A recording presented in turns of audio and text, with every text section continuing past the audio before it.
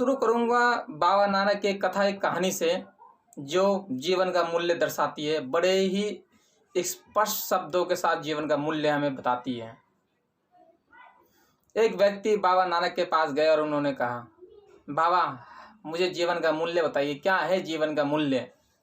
बाबा गुरु नानक जी ने अपनी आंखें बंद की और एक रूबी पत्थर लेके उस व्यक्ति को दिया और उसे कहा, जा इस पत्थर का मूल्य लगा, उसे बेचना मत, सिर्फ उसका मूल्य लगा, फिर मेरे पास आना। वो व्यक्ति गया, एक सब्जी वाले के पास गया, वो बोला, बता ये पत्थर का क्या मूल्य है। बोला, ला ये पत्थर मुझे दे दे, मैं तुझे 5 किलो आलू दे देता हूँ। तो उस व्यक्ति ने कहा, नहीं, बाबा का आदेश नहीं है इसे बेचना, सिर्फ इसका मूल्य लगाना है मुझे। फिर वो वहाँ से आगे चला गया। फिर वो गया, एक दुकान में गया और उससे दिखाया, बताओ इस पत्थर का मूल्य क्या है। दुकानदार ने कहा, तेरे इस पत्थर में बहुत चमक है, यह पत्थर मुझे दे दे, मैं तुझे 1 बोरा चावल दे दूंगा। फिर उसने वो पत्थर उसे नहीं दिया। उसने कहा, बाबा ने सिर्फ मुझे मूल्य लगाने को कहा है। फिर वो आगे बढ़ा, एक सुनार की दुकान पे गया। सुनार ने जब उस पत्थर को देखा, रूबी पत्थर को देखा, उसकी आंखों की पुतली खड़ी खड़ी रह गई, ये रूबी पत्थर कहाँ से ले आया। तो सुनार ने क्या क्या बोला, सुनार से पूछा उसने, क्या क्या पत्थर की कीमत है उसकी। सुनार ने कहा, ये पत्थर छोड़ दे और 50 लाख रुपए ले ले। बोला, नहीं, बाबा ने बेचने को नहीं कहा, बाबा ने इसका मूल्य लगाने को कहा है। बोला, 1 करोड़ ले ले, 2 करोड़ ले ले, पत्थर मेरे पास छोड़ जा। उस व्यक्ति ने मना कर दिया, नहीं, मुझे सिर्फ उसका मूल्य लगाने के लिए कहा है बाबा ने। फिर वहाँ से वो आगे चला गया। फिर आगे जाके उन्हें एक हीरो का जौहरी मिला। उस हीरो की जौहरी को उसने वो रूबी पत्थर दिखाया। हीरो को जौहरी देखते ही पहचान गया। हीरो को जौहरी ने क्या किया, उस रूबी पत्थर को एक लाल कपड़े में रखा और उसको प्रणाम किया, चारों तरफ से उसकी परिक्रमा की। फिर उस व्यक्ति ने कहा, बताओ इसकी वैल्यू क्या है। तो उस हीरो की जौहरी ने उसे कहा, ये बेशकीमती है, पूरी दुनिया बेच दोगे, पूरी सृष्टि बेच दोगे, तब भी इसका कोई मूल्य नहीं है, ये अमूल्य वस्तु है। तो वो फिर बाबा के पास गए वापस। बोला, बाबा आप बताओ मुझे कि जीवन की मूल्य क्या है। तो बाबा ने कहा, तुम चाहो तो 1 बोरी चावल में बेच दो, चाहो तो 5 किलो आलू में बेच दो, चाहे 50 लाख में बेच दो, या इसे अमूल्य समझो। इसलिए जीवन की कोई मूल्य नहीं है, जीवन अमूल्य है।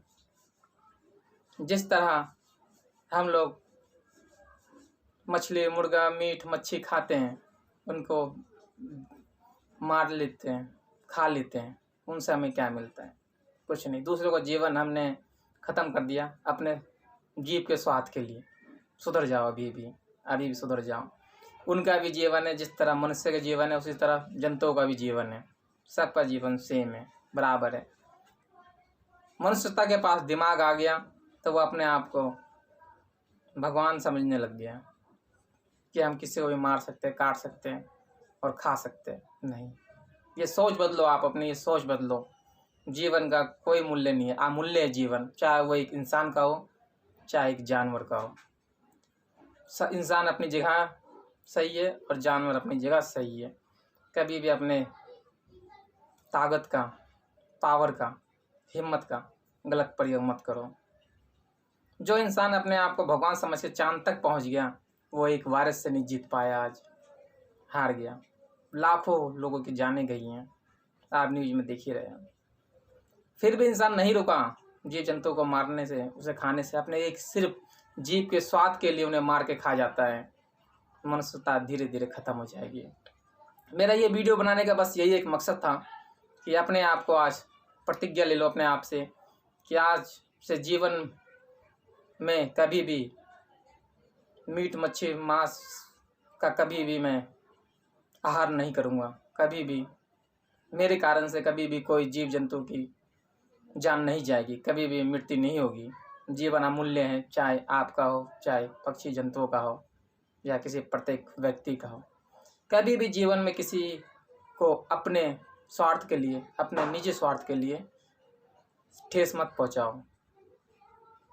कहा गया है, बहुत पुराने शब्दों में कहा गया, बहुत से बड़े गुरुओं ने कहा है, अहो भाग्य मानुष तन पावा। कहते हैं 84 लाख योनि के बाद मनुष्य का जीवन होता है 84 लाख योनि के बाद। तो इस जीवन को ऐसा ना बनाएं कि जीवन आपके जीवन के कारण लोगों को कष्ट हो, आपके जीवन के कारण किसी को तकलीफ हो, किसी को दुख हो। अपने आप को और अपने परिवार को ये राय दें कि मीट मच्छी नॉनवेज सब त्याग दें, छोड़ दें। अगर किसी एक व्यक्ति ने भी ये वीडियो देख के छोड़ दिया तो मेरा वीडियो बनाने का उद्देश्य सफल हो जाएगा। बस आज मैं आपसे यही कहना चाहता हूँ, अभी भी सुधर जाओ। अभी भी नहीं सुधरे तो अभी तो ये कोरोना आया है, अभी क्या क्या आता रहेगा। उनका भी जीवन है, उनकी भी आत्मा है, वो भी जीना चाहते हैं। उन्हें अपनी जगह जीने दो और आप और मनुष्यता अपनी जगह जिए। धन्यवाद। आपका अपना दोस्त दीपक कुमार।